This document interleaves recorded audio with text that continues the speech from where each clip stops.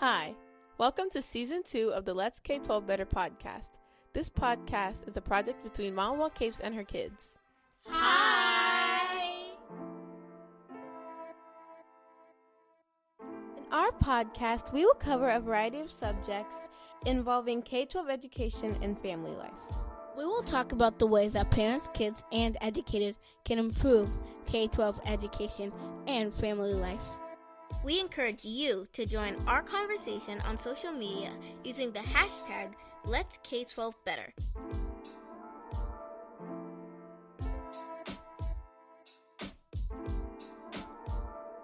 Let's jump into Season 2, Episode 10 of the Let's K12 Better podcast.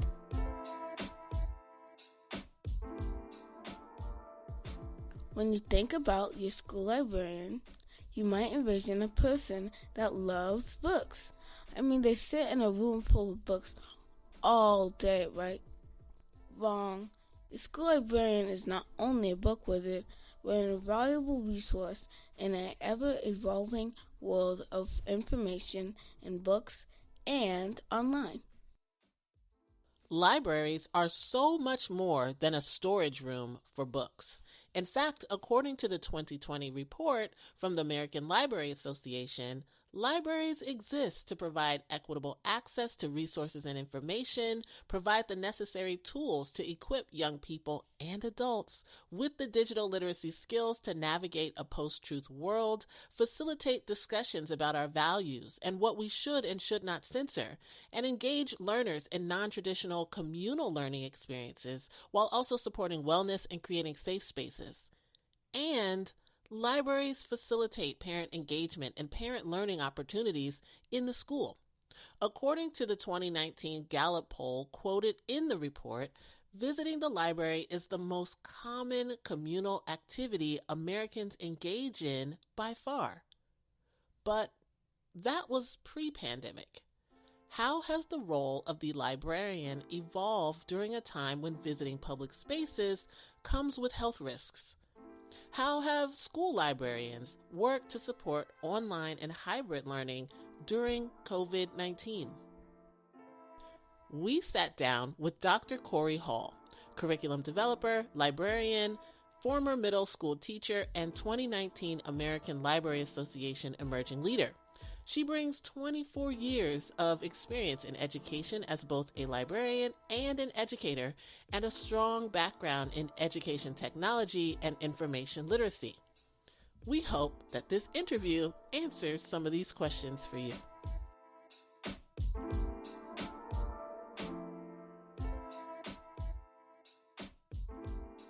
We are so delighted to have Corey Hall join us on the podcast today. Corey is a curriculum developer, a librarian, and former middle school teacher. Corey, thank you so much for joining us on the podcast today. Oh, thank you so much for having me. I'm so excited to be here. Yes, you're amazing. I just want to brag about you a bit. You have like 24 years of experience in education, both as a librarian and an educator, right? So I think that gives you a unique perspective that we're excited to bring on the podcast today. Thank you. Yes, I love K12. I love education. I love kids. So yeah, let's talk. All right, awesome. So let's talk a bit about librarians, right?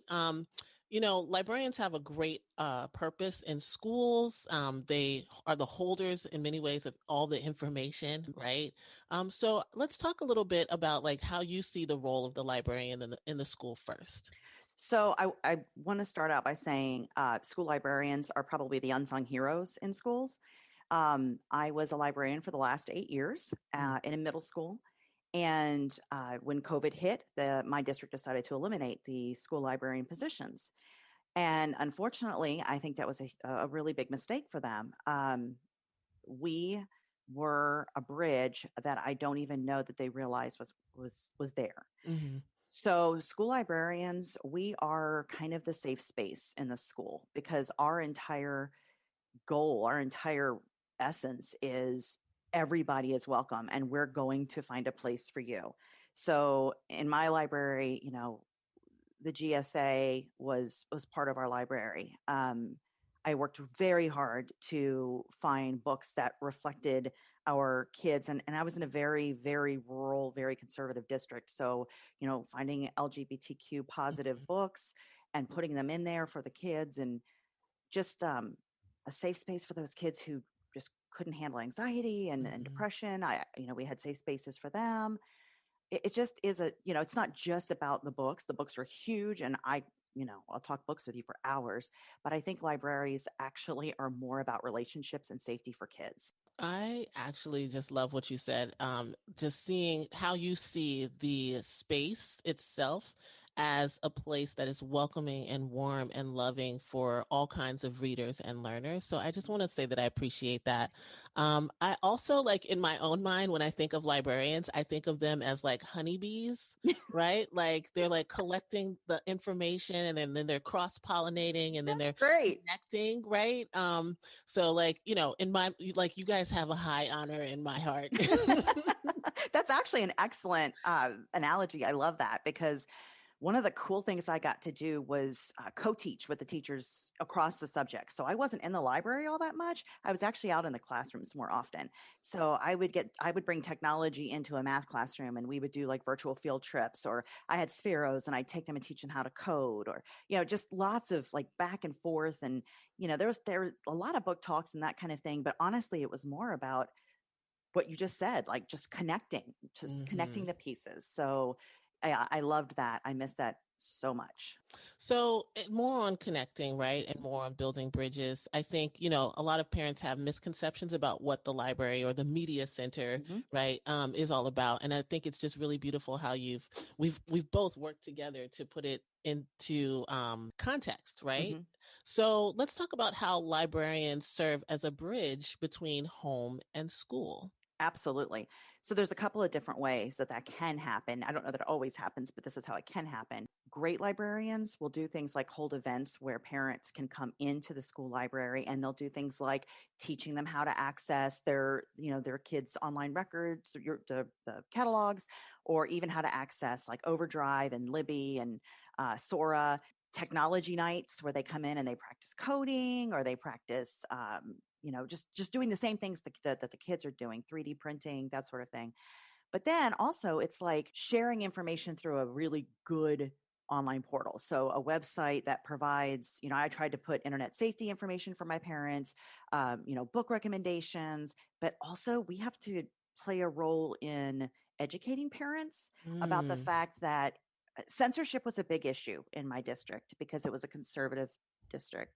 So there was a piece that I had to very gently play in, you know, your beliefs may not be your child's beliefs, and Mm. your child may need something different than what you're expecting them to read. So anyway, that's how I would do it. It's just providing opportunities for parents to be there virtually right now, unfortunately, but in person is the best, and lots of information back and forth, sharing out information. I think, like, being an advocate for kids, right? Even like letting their parents know. Like, I think that was really great. Like saying, like, your beliefs may be a little bit Yes. different from your child's beliefs.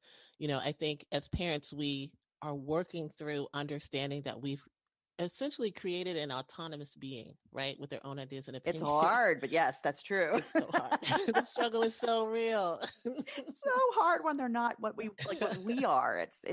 But I will say, something that was really difficult for me to watch, and I was so honored to be a part of. We had several students who were really struggling with identity, and both with sexual orientation. We had a few that were dealing with gender identity issues.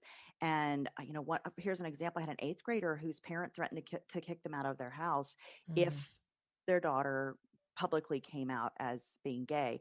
And it was one of those things where I just had to, very quietly be a support for her and provide her those resources. And, we would talk books and we would talk life, and just that, like I said, just that safety, Yeah. that safety. So, and Yeah. not that I want to go against the parents, but, when you look at self-harm and suicide rates for, kids who are questioning, it's so high. And I just cannot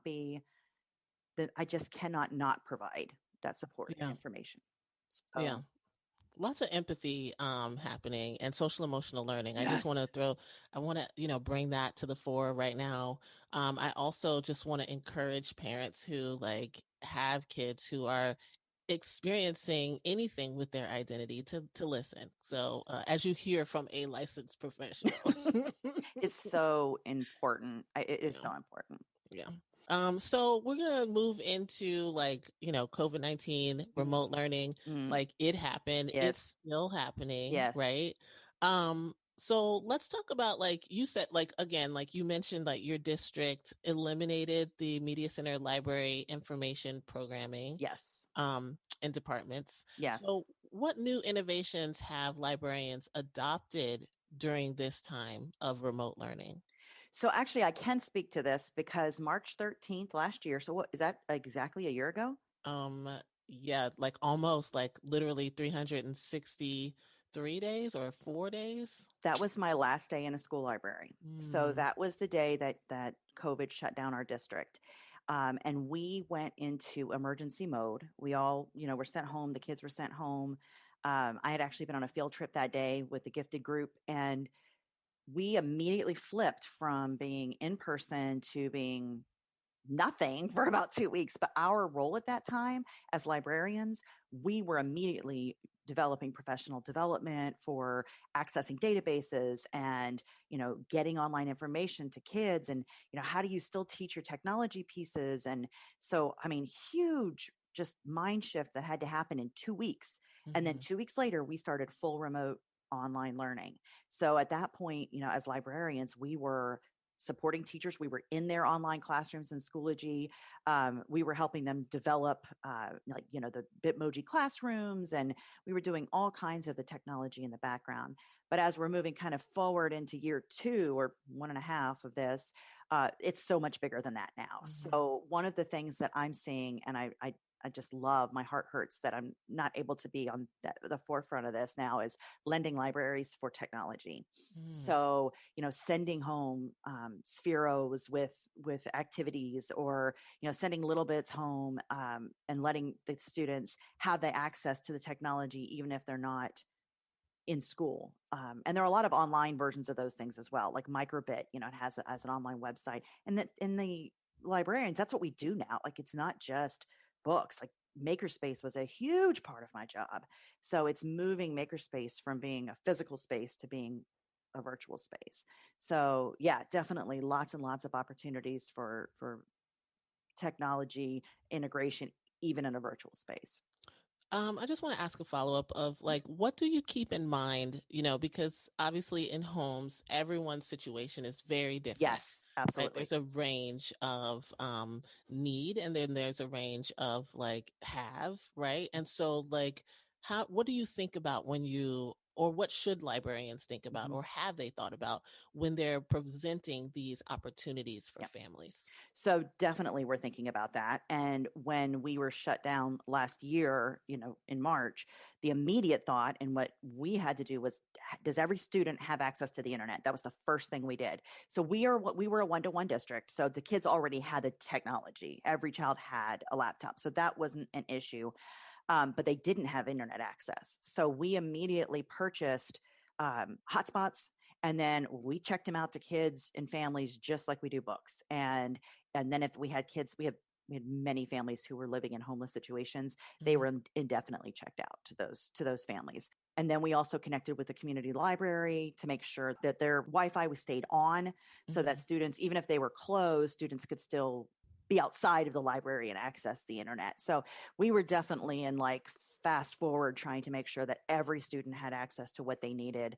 In terms of like remediation and enrichment, I mean, it was all kinds of like, we're going to get, the widest variety of books available. I mean, even sending them home, and I can't remember the last day we just let kids come in and take as many books as they wanted. And mhm. we didn't even count or care. We just were like, take the books, take the books.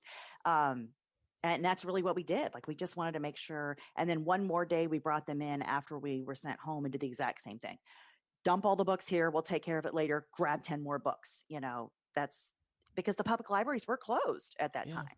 So yeah, so that's kind of how we had, attacked the whole idea of equity and making sure that all of our kids were accounted for and no one fell through the cracks. That's what we were doing.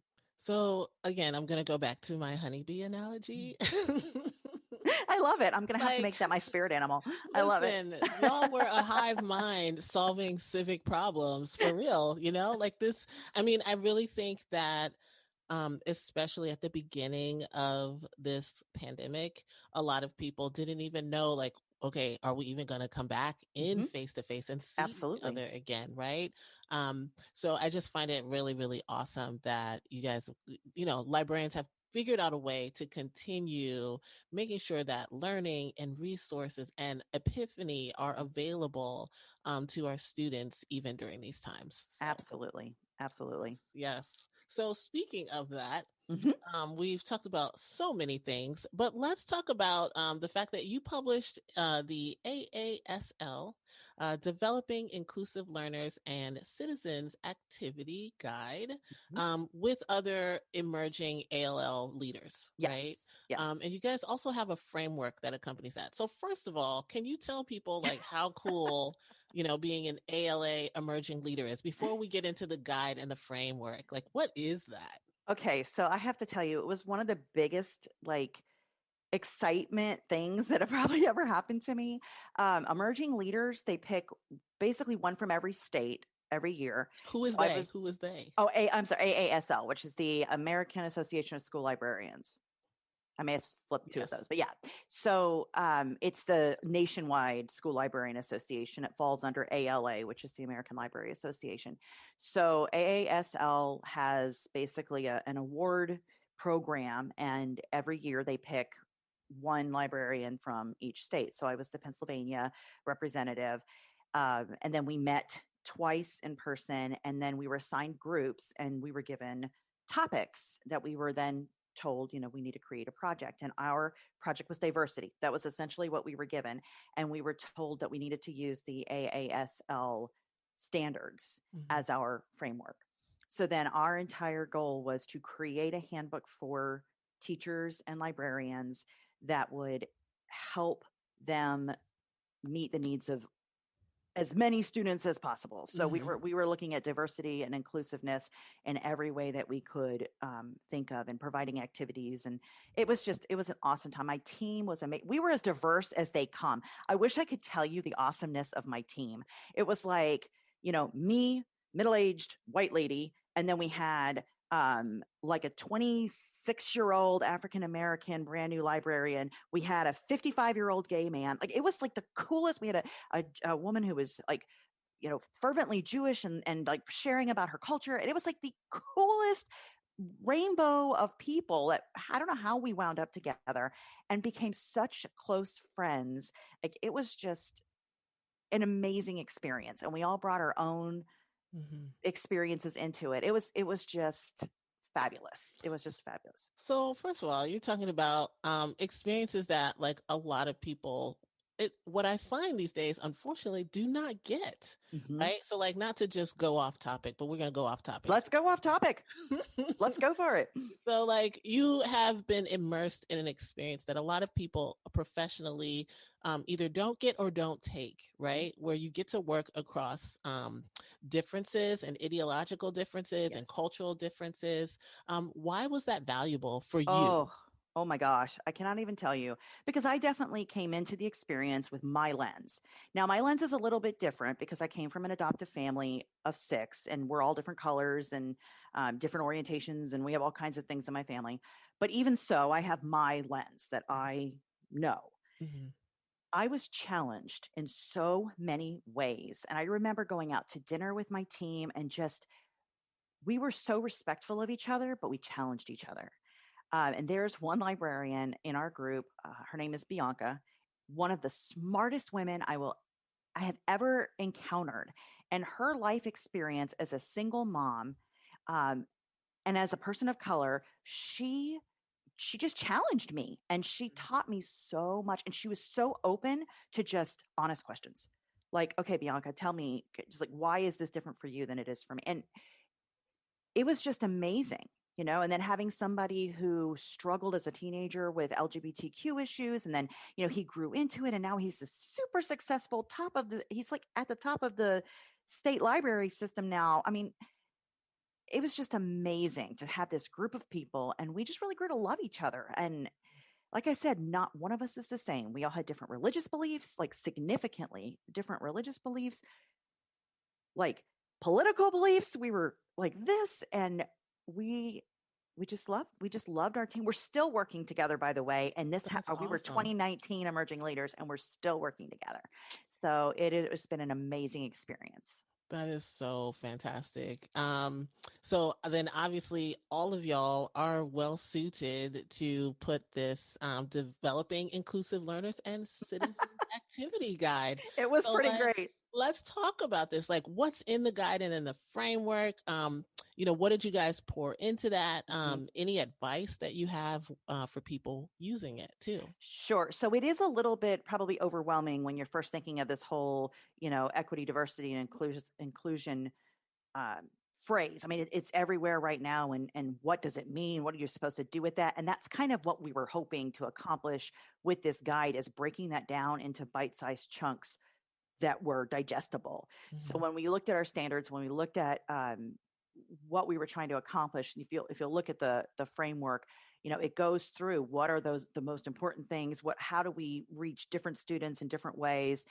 It's just that idea of like trying to reach every student. So the guide itself goes through each of the frameworks, and then it gives you activities and lesson plans, books that relate to what we're talking about. Then we do scenarios based on what do you call that? Like an avatar, like we kind of created an avatar of different people and put them in the situation and gave you like examples of what they could do in that situation. So we had a lot of fun. It was hard work. That was really hard work, but we are so proud of what we've come up with. And they published it on the website and it's available freely to anybody who wants it. We're just really, really proud of what we put together. Can you share a bit about like with D&I work, right? Some of the challenges are like who all gets to be included? Did we leave anyone out? What stories are more important than others or perceived as more important than others, right? So can you talk about some of the challenges in making like choices of what you guys put in? Yes, that is a great question. I don't know that we did do a perfect job. I don't know that you can do a perfect job.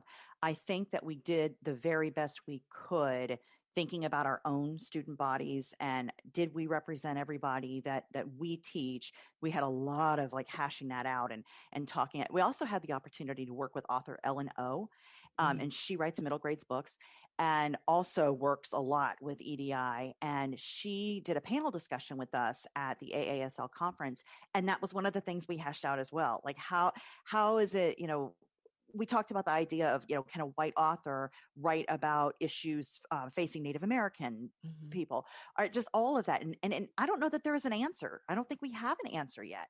But the fact is we're talking about it.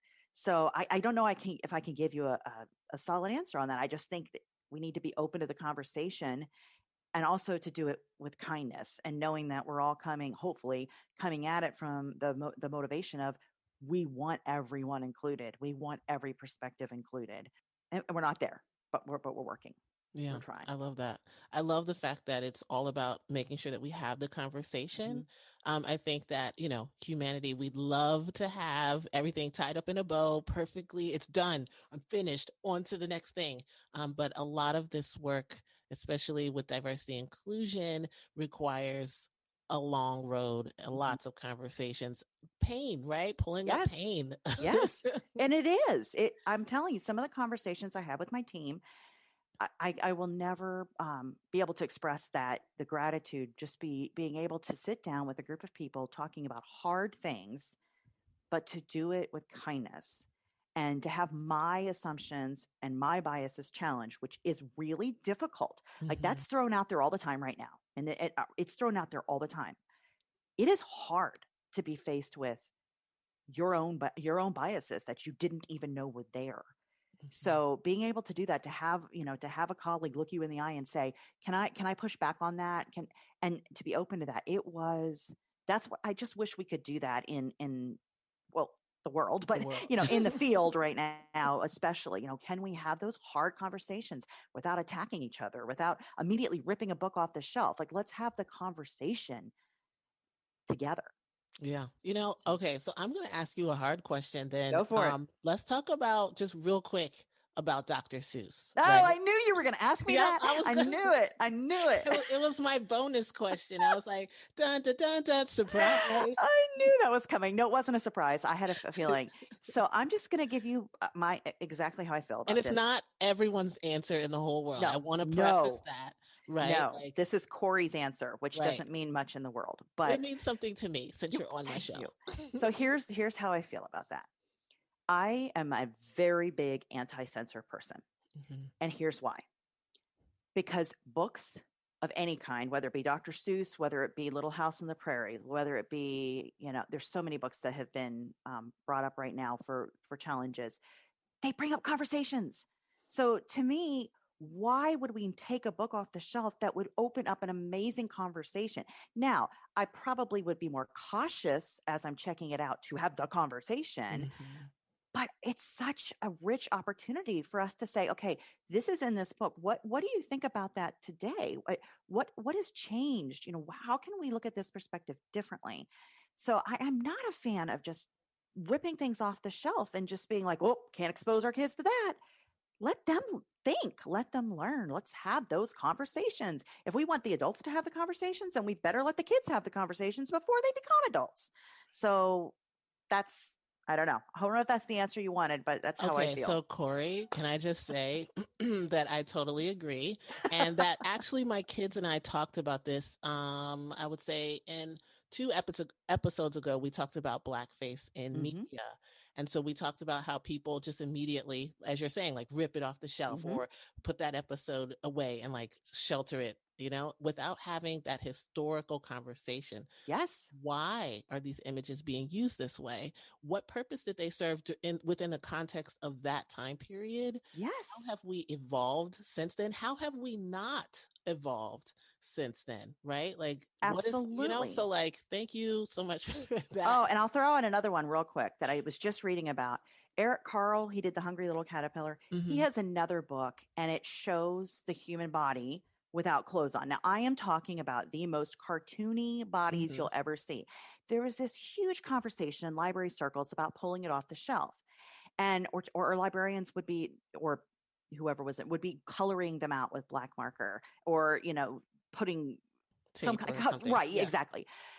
And my thought on that again is why? Let's have the conversation. Why are we teaching kids to be embarrassed about their body parts? We're not like there was nothing inappropriate going on.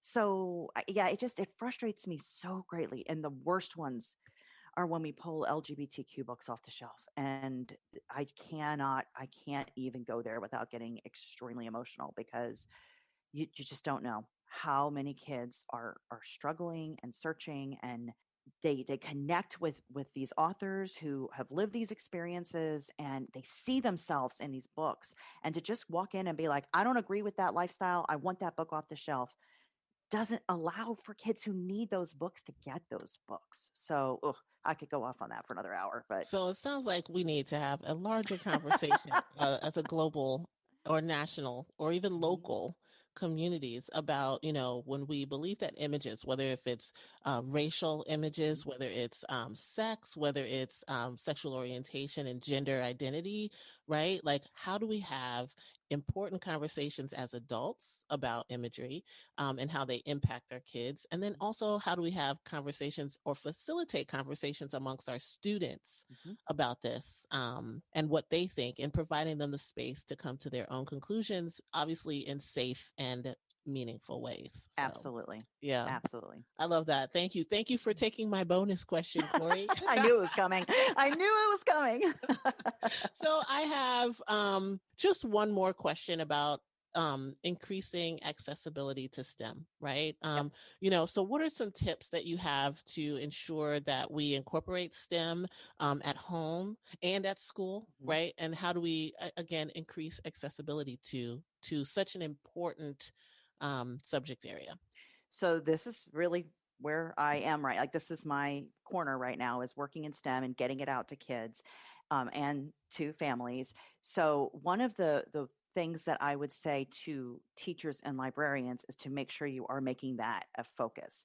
Like I said, lending kits are a great way to do it, making sure that you're directing families and students to resources like Fuse, which is Little Bits Online, or, microbit.org and Make Code and that sort of thing. I also would say making sure that you're choosing curriculum that is diverse. One of the things that I've been working really hard on is curriculum that shows women in underrepresented, where they're underrepresented. So especially in the trades and manufacturing, I would say that has got to happen, and parents need to be really careful not to assume that their children are going to a 4-year college and that's the way it's going to be. My child is not going to. My child's going to be going to trade school.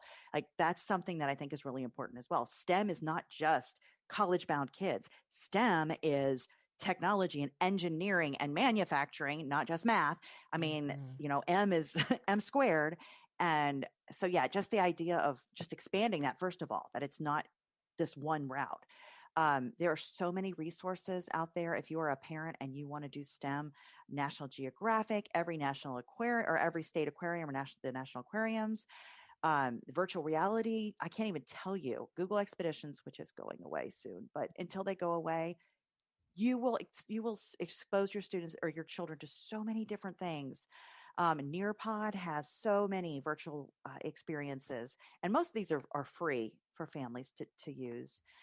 Please get involved with your public library. They are pushing STEM right now so hard, and they want to serve their communities. If you check out your local library's website and their youth services programs, I mean, that's one of the things my company is working with is working with public libraries to put their STEM programs in place.